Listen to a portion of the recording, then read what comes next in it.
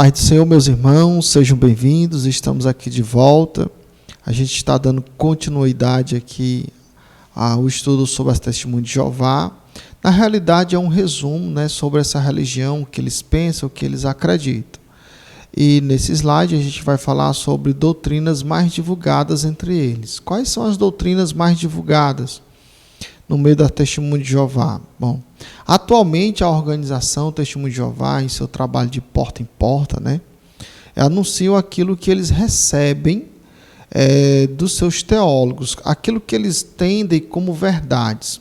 Esses teólogos, eles são chamados, dentro da Testemunha de Jeová, de corpo governante.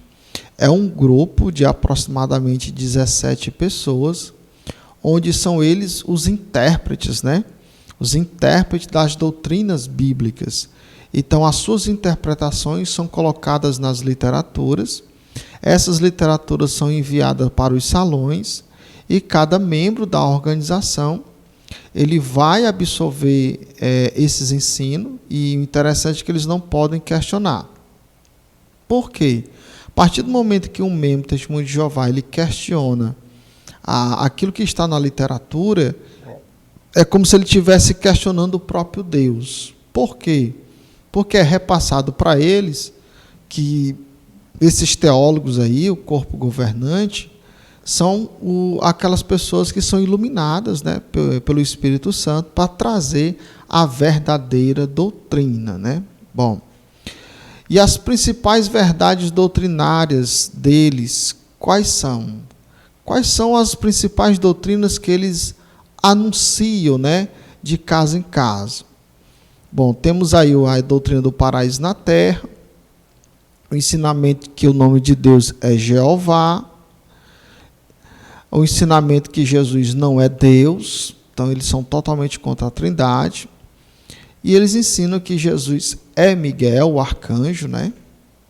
E diz que Jesus morreu numa estaca e não foi em uma cruz, ou no madeiro de uma cruz. Então aqui são as principais doutrinas ou ensinos que eles divulgam. Existe outro? Com certeza, existe uma série de doutrinas aí que eles repassam também, como a ideia do inferno não existir, que a alma e o ser humano é uma coisa só, e assim por diante, né? Então vamos aqui à doutrina do paraíso na terra. Talvez seja a doutrina mais influente que eles têm, né? Esse ensino aí, ele é encontrado em várias literaturas que são impressas pela Sociedade Torre de Vigília, né? Então, no livrinho lá, Profecias de Isaías, volume 2, a página 145, a gente encontra o seguinte enunciado. O livro bíblico de revelação, que no caso é o Apocalipse, né, mostra que o atual é um tempo de boa vontade de Jeová para com a grande multidão, que sairá da grande tribulação para viver numa terra paradisíaca. Ou seja, o que é a terra paradisíaca? É uma terra comparada a uma espécie de paraíso. O que é que esse livro ensina? Esse livro ensina que a grande multidão de Testemunho de Jeová vai passar pela grande tribulação, e depois que passar pela grande tribulação, que dentro da grande tribulação eles não vão sofrer nada, né? Eles vão ser guardados aí por Deus, segundo eles, e quando terminar o processo de grande tribulação, eles vão herdar, vão viver aqui na terra, né? Como se a terra fosse se transformar numa espécie de paraíso. E é claro que eles têm textos bases para isso, né? E os textos mais encontrados na literatura do Testemunho de Jeová os textos de Salmo, mais precisamente o Salmo 37, o versículo de número 11, que diz assim: mas os mansos herdarão a terra e se deleitarão na abundância de paz. Então, quando eles estão de porta em porta divulgando essa doutrina, eles se utilizam, né, do Salmo 37, o versículo 11 e outros versículos também, para transmitir a ideia de que a vida eterna prometida por Deus aos salvos não é no céu, mas sim em um paraíso aqui na terra, né? Bom, Para fazer uma boa interpretação aí do Salmo 37, o versículo 11, é necessário seguir alguns critérios importantes, né? E esses critérios é respondendo a alguns questionamentos. Muitos irmãos têm dificuldade de rebater esse ensinamento, né? Ou de contradizer esse ensinamento da Testemunha de Jeová. Mas a gente precisa seguir uma regra. Primeiro, o que é um salmo? Segundo, quem escreveu e para quem foi esse salmo? Terceiro, qual o objetivo do salmo? Então, quando a gente responde esses 3 questionamentos, a gente consegue dar uma resposta plausível, né, ao que as Testemunhas de Jeová fala hoje, ou ensina hoje como paraíso na terra. Então, o que é um salmo? Um salmo é um hino, é uma música que era composta por alguém, baseado geralmente em algum acontecimento, alguma experiência, e que era cantado na congregação de Israel. Então, os salmos são cânticos, né? E quem escreveu o Salmo 37? E para quem? O Salmo 37, versículo 11, ele foi escrito pelo rei Davi. Ele escreveu essa música aí com um objetivo, que foi o consolo dos judeus que estavam sendo injustiçados. Então, ele vai direcionar essa música aí justamente para esse público-alvo da comunidade de Israel, que eram os judeus justos, que naquele momento estavam sofrendo injustiça por homens ímpios. Interessante. Então, qual o objetivo principal aí desse salmo, do Salmo 37? O objetivo principal desse salmo é visto no versículo de número 1 e o versículo de número 2. Então, é importante que o leitor leia todo o Salmo 37 para ele compreender o que é que o autor do Salmo está querendo dizer. Bom, o que é que diz o versículo 1 e 2? Não ter raiva e nem inveja dos malfeitores. Por quê? Porque cedo eles serão ceifados. Então, nota-se aí que o objetivo do Salmo, o objetivo principal, é direcionar aqueles judeus que eram justos, que estavam sofrendo a injustiça, não ter inveja desses homens ímpios, desses malfeitores, que aparentemente eles estavam aí prosperando. Bom, outras perguntas ainda são cabíveis dentro do Salmo 37, versículo 11. Quais são elas? Qual o objetivo da palavra manso no Salmo? O que significa a palavra manso dentro desse Salmo, né? Outra pergunta. A palavra terra no Salmo se refere a quê? Ao planeta ou ao espaço geográfico do povo de Israel, ou seja, a nação, aquele pedaço de terra conhecido hoje como Israel. Por que é importante a gente fazer esses questionamentos? Porque a Testemunha de Jeová, ela traz uma interpretação fora do contexto que está inserido o Salmo 37. Então, qual é o objetivo da palavra manso no Salmo? O sentido aí que o Salmo dá é que os judeus justos queriam usar da força ou da violência para fazer justiça. Então, o salmista ele enfatiza que não seria com a força física que eles iriam conseguir a justiça, mas seria com a mansidão. Ou seja, eles estavam sendo injustiçados, os malfeitores, os ímpios estavam prosperando, então vem logo aquele sentimento de revolta, aquele sentimento de querer pegar o seu pedaço de terra de volta, né, através da força, da briga e etc, etc. Aí o salmista vai dizer que não, mas que seriam os mansos que iriam herdar a terra. Outra coisa interessante, essa palavra terra, como é que a gente entende? Qual o sentido que ela está aí? Que contexto ela está no Salmo 37? Então, a palavra terra, usada aí no texto, de acordo com o contexto, está se referindo a quê? Ao espaço geográfico da nação de Israel. Ou seja, o termo terra nada tem a ver com o planeta Terra. A gente vê que nas literaturas da Testemunha de Jeová, diz que o planeta vai transformar-se num paraíso. o Salmo 37 não apoia essa ideia. Outra coisa, na literatura do Testemunho de Jeová fala de vida eterna para sempre num paraíso na terra. O Salmo 37 não fala de vida eterna. O Salmo também não fala de paraíso na terra. Então, o Salmo está dentro de um outro contexto do qual a Testemunho de Jeová ainda não compreendeu. Então, após responder os questionamentos aí relacionados, né, ao Salmo 37, o que é que a gente vai compreender?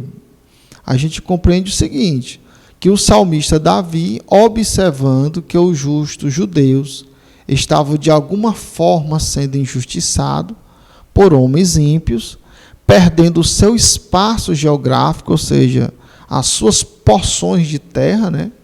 Então ele compôs o Salmo 37, mostrando que a justiça viria de Deus e não da força bruta dos injustiçados, e que eles, os justos, é que iriam permanecer na sua terra. Olha só, né? Será que essa interpretação está correta? Será que o contexto que nós utilizamos está correto? A gente vai perceber que esse contexto está correto baseado em Mateus capítulo 5, versículo 5. Por quê? Porque Jesus tinha esse mesmo entendimento aí. O que é que ele vai dizer lá? Bem-aventurados os mansos, porque eles herdarão a terra. Ele está utilizando o próprio Salmo 37 e o versículo 11. Por que ele está fazendo isso? Olha só o contexto, que é um contexto parecido com o contexto da época de Davi. Nos dias de Jesus, a terra de Israel não pertencia mais aos israelitas, né? Quem dominava o mundo era Roma. Então, Roma era praticamente dono de todas as nações. Então, muitos judeus, eles tentaram tomar a sua terra de volta. Através de quê? De revoluções. Queriam se libertar. Inclusive, o Messias que eles buscavam, um grupo deles, né? Principalmente os zelotes, era uma pessoa dessa natureza, que viesse libertar eles ali do jugo romano e tomasse a sua terra de volta, né? Mas eles nunca tiveram sucesso. Então Jesus disse que eles iriam conseguir, mas não seria com revoluções. Então esse salmo começou a se cumprir a partir de quando? Então Jesus vai utilizar ele aí no ano 30, né, aproximadamente aí, no ano 30, dizendo que os mansos é que herdariam a terra, e ele vai se cumprir. Só que ele vai se cumprir a partir de 1948. Por quê? Porque é quando os judeus eles começam a retornar para a sua terra sem precisar de guerra. Então a gente nota aí que o contexto é do Salmo 37, versículo 11, e em diante, aliás, todo o Salmo 37, ele está realmente dentro desse contexto apresentado aqui por nós. Ou seja, a Terra não é o planeta Terra, a Terra é a terra de Israel. Jesus enfatizou isso em Mateus 5:5, né?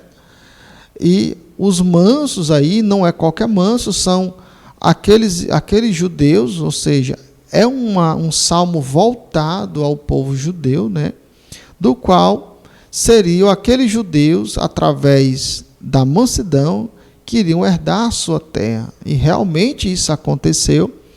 Em 1948, né, os judeus que estavam espalhados pelo mundo inteiro, eles retornam à sua terra sem nenhum tipo de revolução, sem nenhum tipo de guerra, né, cumprindo-se aí Mateus 5:5.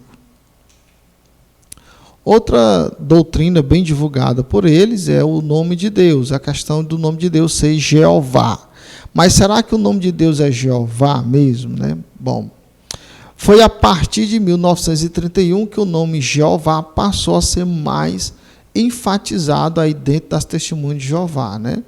E começou a ser incluído dentro da tradução que eles vão gerar, que é a tradução do Novo Mundo, né? Eles vão incluir esse nome Jeová nessa tradução. Então, nessa literatura aqui, que é um livro deles, Profecias de Isaías, volume 2, na página 185, diz o seguinte: em 1931, adotaram o nome de Testemunhas de Jeová, anunciando assim publicamente que apoiam Jeová e seu nome. Além disso, por meio da publicação da tradução do Novo Mundo, desde 1950, as Testemunhas de Jeová restauraram o nome divino no seu correto lugar, que é na Bíblia, né? Segundo eles. Sim, vieram a ter apreço pelo nome Jeová e estão divulgando até os confins da terra. Então, é a partir de então, essa data aí, que esse nome Jeová vai se tornar comum dentro da organização. Então, em 1931, eles vão trocar de nome, e não vão ser mais estudantes da Bíblia, vai ser Testemunho de Jeová. Por que Testemunho de Jeová? Porque esse nome Jeová agora vai ser bem apreciado entre eles, inclusive a tradução deles, a tradução Novo Mundo, de 1950, já vai incorporar esse nome nela, né? E a partir de então, eles vão dizer que eles restauraram o nome divino. Mas será que o nome de Deus é Jeová realmente? Quando surgiu esse nome na história do cristianismo? Então, conforme foi observado, né, a organização afirma que restauraram o nome de Deus. Mas será que essa afirmação aí tem fundamento? Para termos certeza se o nome de Deus é Jeová realmente, nós vamos precisar ir responder as seguintes perguntas. Primeira, qual a transliteração das letras que formam o nome de Deus em hebraico?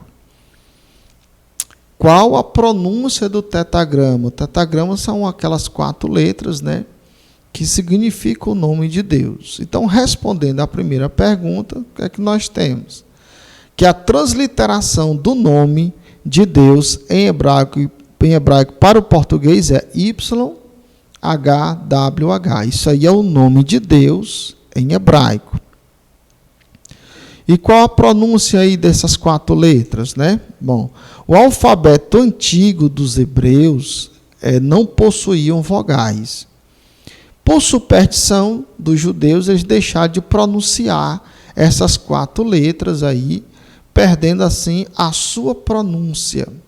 Então, esse fato é reconhecido pela própria organização da Testemunha de Jeová.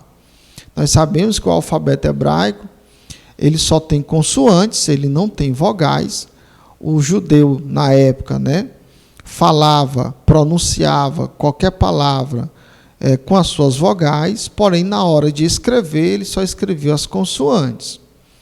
Então, eles deixaram de pronunciar essas 4 letras aí, por uma questão de superstição, onde eles afirmavam, né, que não podia falar o nome de Deus em vão. Então, sempre que eles liam lá a Torá, a lei, ou o Antigo Testamento, e quando se deparavam com essas 4 letras, então eles não pronunciavam essas 4 letras. Então, aquela geração que sabia a pronúncia dela faleceu, morreu, e não repassaram a pronúncia verdadeira para a próxima geração. E as Testemunhas de Jeová têm ciência disso. O fato é, como é que eles têm ciência disso? Têm esse conhecimento e mesmo assim afirmam que restauraram o nome de Deus e afirmam que esse nome é Jeová. Bom, em um livrinho deles chamado Conhecimento que Conduz à Vida Eterna, na página 24, eles falam o seguinte sobre isso. O hebraico bíblico era escrito sem vogais. Assim, não existe maneira de saber com exatidão como Moisés, Davi ou outros dos tempos antigos pronunciavam as 4 consoantes, YHWH, que constitui o nome divino. Alguns eruditos sugerem que o nome de Deus possa ser pronunciado como Javé ou Yavé, mas eles não podem ter certeza. Então, nota-se aí que a própria literatura, que é o livro deles, né, mostra aí que eles não sabem a verdadeira pronúncia. Ninguém sabe a verdadeira pronúncia.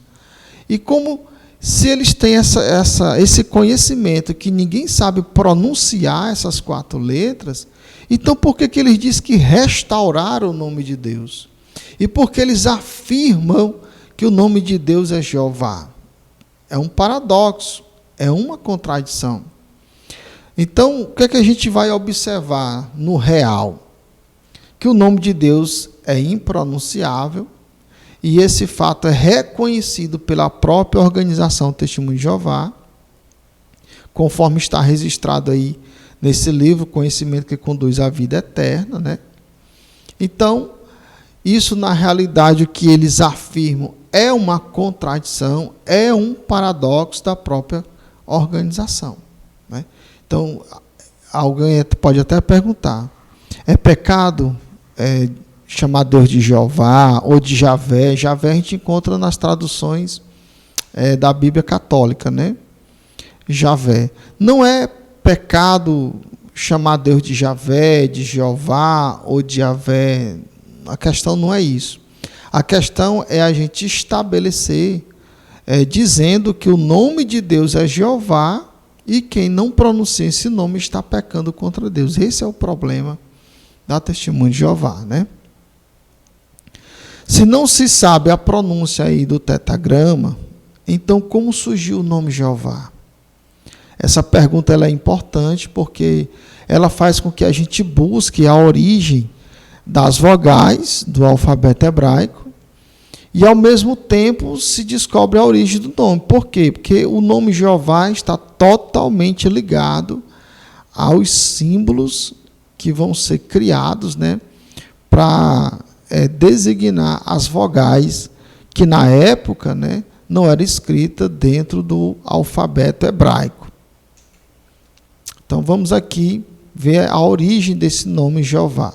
Então, o nome Jeová ele surgiu a partir da inserção, ou seja, foi colocado, né, as vogais dentro do alfabeto hebraico. Quando surge essas vogais dentro do alfabeto hebraico, automaticamente vai surgir o nome Jeová. Então, os maçoretas, que eram judeus que substituíram aí os antigos escribas, né, foram eles que criaram os sinais. É importante salientar que eles não criaram as vogais existiam.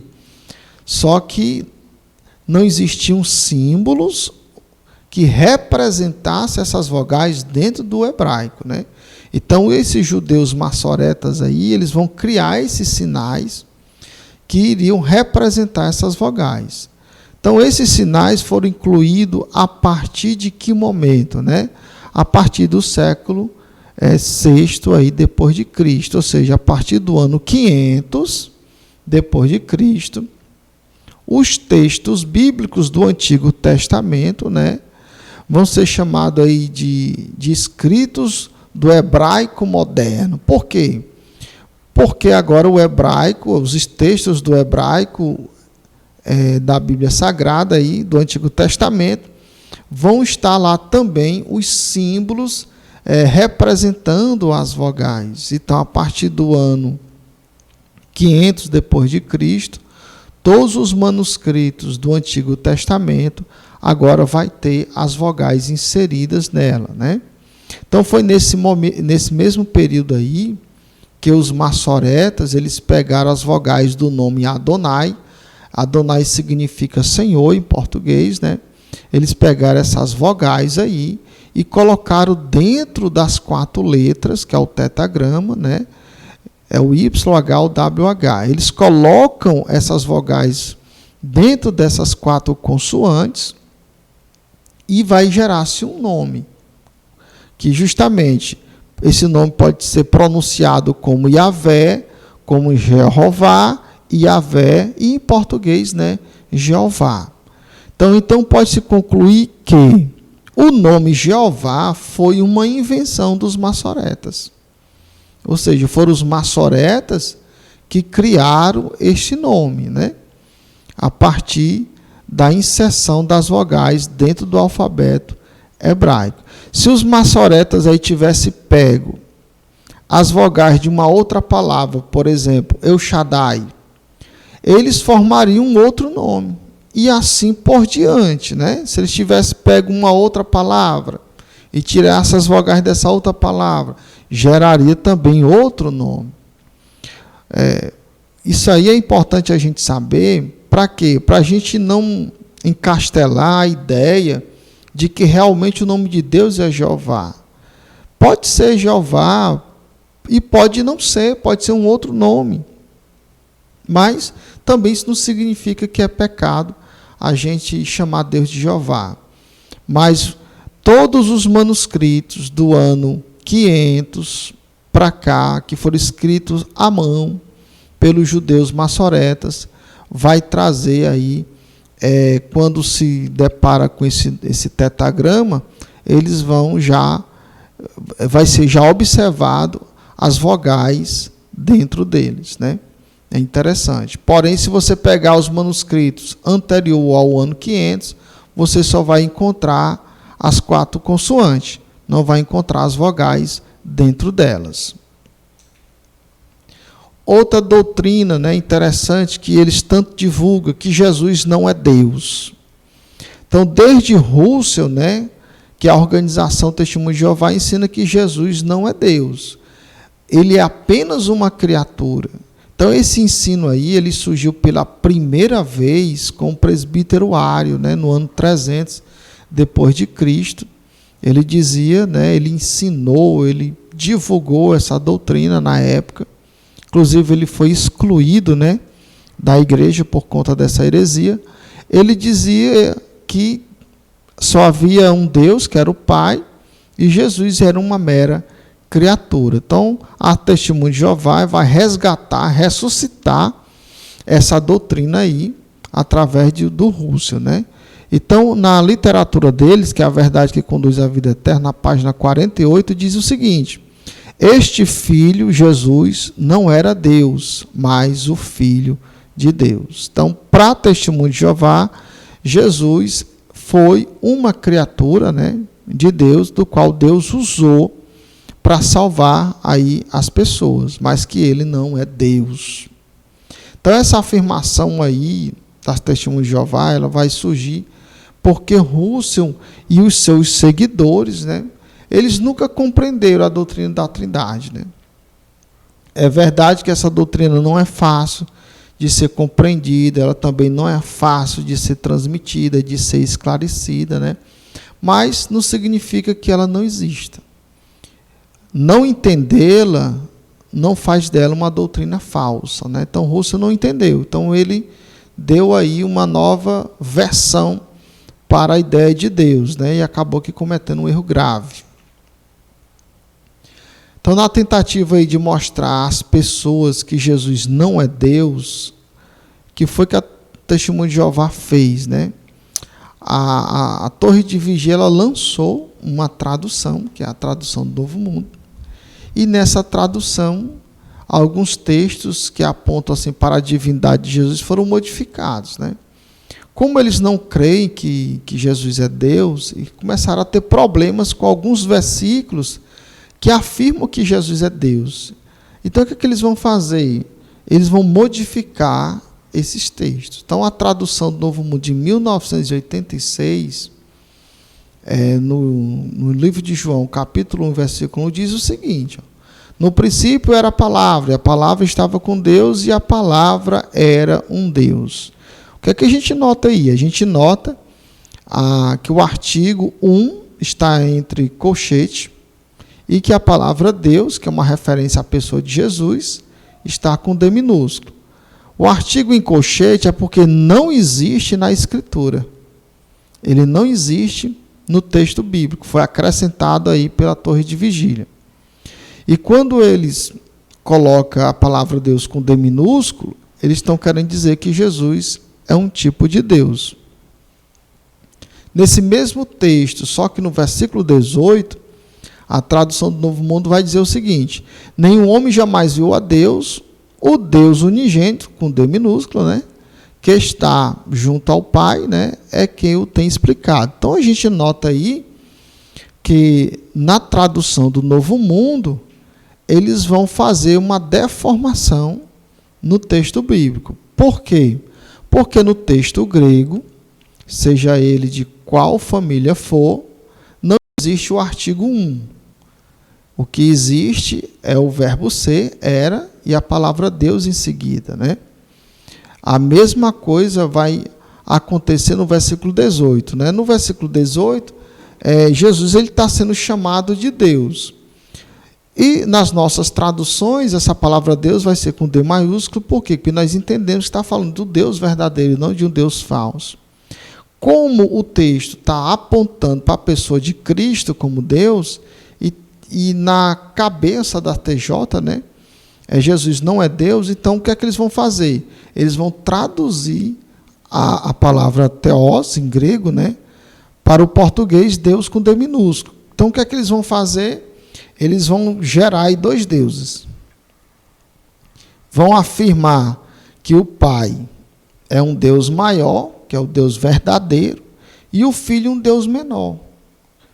E isso vai totalmente contradizer a Escritura Sagrada. Isso por quê? Porque isso é um tipo de politeísmo. Não existe vários deuses, não existe mais de um Deus, só existe um Deus. Isaías 43, versículo 10 é claro em afirmar, quando Deus diz que antes dele nenhum Deus houve, e depois dele nenhum Deus haverá. Mas, na tentativa aí de provar que Jesus é uma criatura, que foi que eles fizeram, né? Fizeram uma heresia, acabaram criando um novo Deus aí, um Deus menor, um Deus pequeno, que está junto do Deus maior lá no céu. Isso é um pouco complicado, isso é um politeísmo, né? Outra heresia que a gente encontra sendo divulgada pela organização é a ideia de que Jesus é Miguel. Então, na literatura dele, chamado de Revelação, seu grandioso clímax, está escrito na página 180 e 181, ele diz o quê? Ele quem? Jesus, né? Ele é chamado de Miguel, o arcanjo, né? É interessante que o título arcanjo é usado em outra parte da Bíblia com referência apenas a uma pessoa, Jesus Cristo. Paulo diz a seu respeito: o próprio Senhor descerá do céu com a chamada dominante, com voz de arcanjo. Então eles entendem, através desse texto aí, que Jesus é o arcanjo Miguel, né? Por conta desse texto e outros textos aí descontextualizados. Ainda nesse mesmo livro, na página 181, ele diz o quê? Estes e outros textos nos levam à inescapável conclusão de que Miguel não é senão o Senhor Jesus Cristo na sua posição celestial. Então, esse é o entendimento que eles têm, né? Na visão deles, Jesus não é somente uma criatura, é também um arcanjo Miguel. Então, o texto-chave utilizado pela organização é 1 aos Tessalonicenses, capítulo 4, versículo de número 16. Mas será que o texto apoia realmente a interpretação deles? Será que o texto está dizendo que Jesus é o arcanjo Miguel?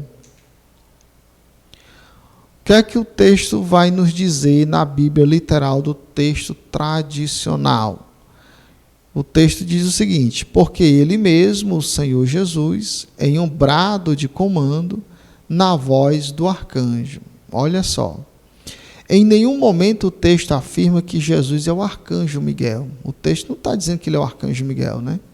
O que o texto está dizendo é que Jesus, ao vir buscar a sua igreja, ele vai dar uma ordem de chamada, uma ordem de comando, cuja sua voz será como se uma voz angelical. Ou seja, a expressão, né? A frase, voz do arcanjo, aí no texto de Tessalonicenses, ela pode ser entendida no sentido da qualidade da voz. A voz não é própria de Jesus, a voz na realidade, no sentido de qualidade, né? Como se ele estivesse utilizando a mesma autoridade que o arcanjo utilizava, porque o arcanjo é um anjo-chefe, é uma liderança. Então ele dava uma ordem de chamada também ao seu próprio exército. Então, o que é que Jesus está fazendo? Jesus está dizendo que quando vir buscar a sua igreja, ele vai utilizar do mesmo meio que o arcanjo Miguel usa em relação ao seu exército.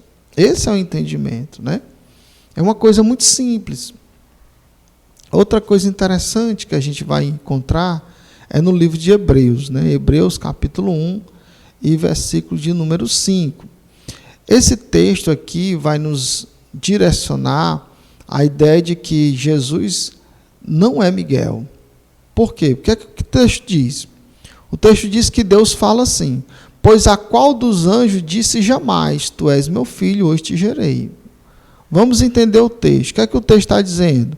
O texto está dizendo que essa pronúncia aí é dada pelo próprio Deus. O que é que Deus está dizendo? Que ele nunca disse a anjo nenhum, tu és meu filho. Se ele nunca disse a anjo nenhum, tu és o meu filho, hoje eu te gerei, então Jesus não pode ser Miguel. Por quê? Porque Miguel era um anjo. Miguel ele é um anjo. A palavra arcanjo, né, a gente entende que é a junção da palavra arque, mas a palavra anjo, arque é líder, é chefe, né? Ou seja, ele é uma liderança angelical. O fato dele ser uma liderança angelical não tira o mérito dele ser um anjo. Ele é um anjo. E segundo o escritor aos Hebreus, no capítulo 1, versículo 5, Deus nunca se direcionou a anjo nenhum para chamá-lo de meu filho. Outro texto interessante é Judas, né, o livro de Judas, versículo 19, que diz o seguinte: mas quando o arcanjo Miguel, discutindo com o diabo, disputava a respeito do corpo de Moisés, não ousou pronunciar contra ele juízo de maldição, mas disse o seguinte: o Senhor te repreenda. Então, tem algo interessante no texto? Tem. É que o arcanjo Miguel aí, ele está repreendendo o diabo. Só que ele está utilizando o nome aí. O nome de quem? O nome do Senhor. Então, quando Jesus ele esteve aqui na terra, no seu ministério, exercendo o seu ministério, ele expulsou vários demônios, legiões de demônios, mas ele nunca utilizou a expressão que Miguel usou. Nunca Jesus disse: o Senhor te repreenda. Não. E isso é simples. A razão dele nunca ter usado isso é muito simples. É porque Jesus é o Senhor. E ele é como o Senhor, como o Senhor não precisa se valer dessa expressão, porque ele é a própria autoridade, né? O seu nome, é através do seu nome que é utilizado hoje, né, para se repreender essas entidades. Ou seja, ele não precisou se valer de nome de ninguém, do Pai, por exemplo, né? Tampouco dele, para que ele tivesse autoridade sobre os demônios ou sobre as legiões. Ou seja, ele nunca disse: o Senhor te repreenda, né? Em Lucas, capítulo 4, versículo 35, ele diz assim, ó: mas Jesus o repreendeu, dizendo: cala-te e sai dele. E o demônio, tendo-o lançado por terra, no meio do povo, saiu dele sem lhe fazer mal algum. Então, notas aí só um exemplo, que Jesus, na hora de expulsar um demônio, ele não disse: o Senhor te repreenda. Simplesmente ele disse: cala-te e sai dele. Então, aqui é simples. O que é que a gente vai compreender?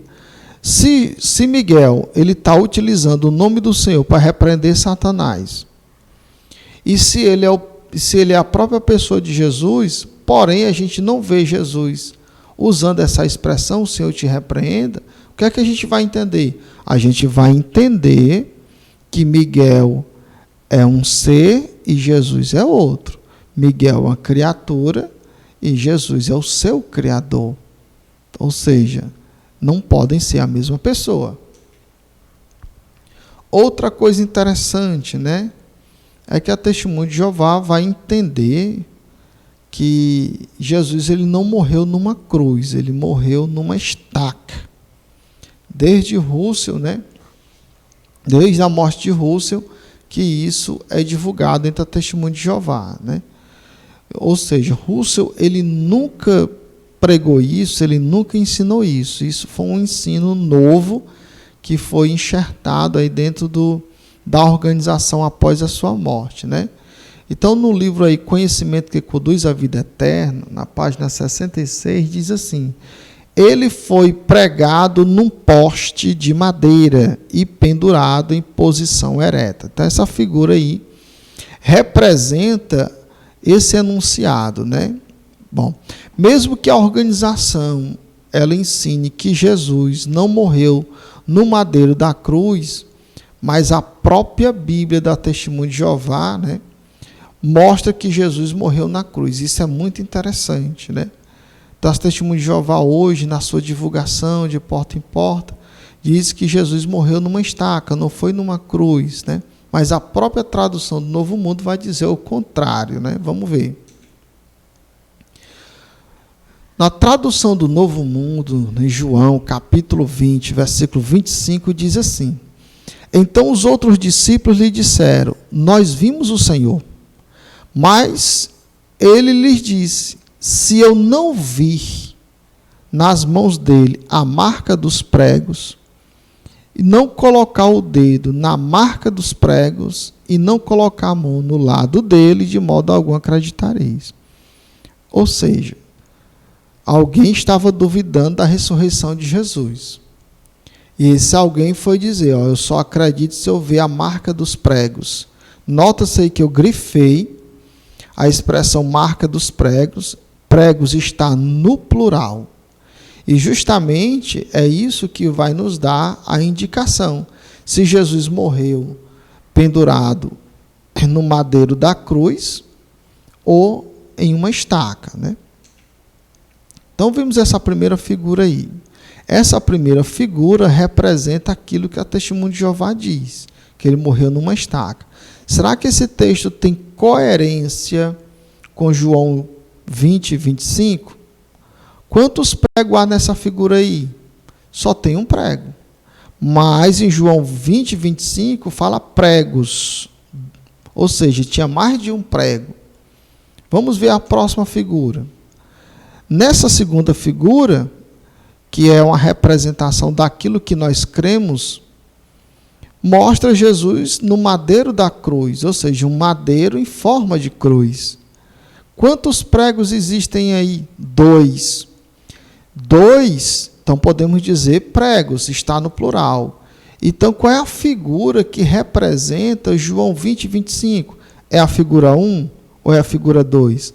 Com certeza é a figura 2, porque nós encontramos aí a prova de que Jesus tinha mais de um prego em suas mãos. Tinha 2. Se ele tinha 2, então é porque ele foi crucificado, né? Ou seja, ele foi pendurado em uma cruz e não numa estaca, como diz a Testemunha de Jeová. Então aqui a gente vai encerrar a nossa aula de hoje. Eu espero que você tenha compreendido. Que Deus te abençoe e a paz do Senhor.